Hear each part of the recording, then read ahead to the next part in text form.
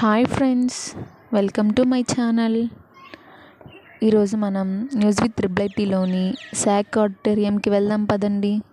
ఒక 8 years back auditorium అనేదే లేదు.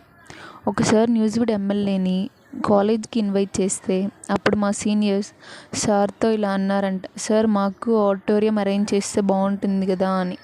ఎలాగోలా కంప్లీట్ చేశారు. అసలే మన ఏపీ పాలిటిక్స్ గురించి తెలిసిందేగా. సీనియర్స్ దయ వల్ల ప్రజెంట్ మాకు అదృష్టం దక్కింది. ఆఫ్టర్ 8 yearsకి కన్స్ట్రక్ట్ చేశారు. శాక్ అంటే స్టూడెంట్ యాక్టివిటీ సెంటర్ అని అర్థం.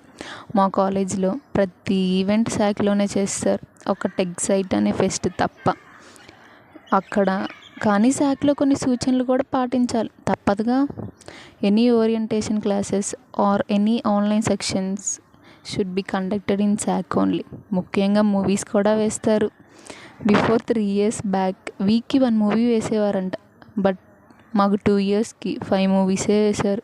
అట్లా ఉంటుంది మనతోని.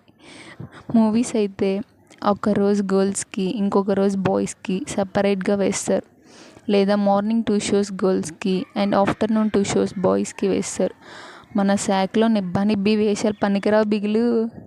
కాలేజ్ సార్, కాలేజ్ అంతే. బాయ్ గాయ్స్, మళ్ళీ కలుసుకుందాం. నిజాయితీగా మాట్లాడేవారు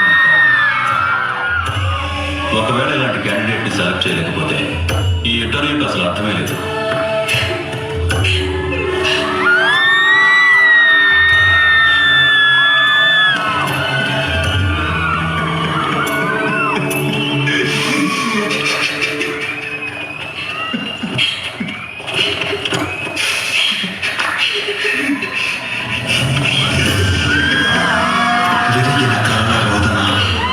వినడానికి ఎవరున్నారు?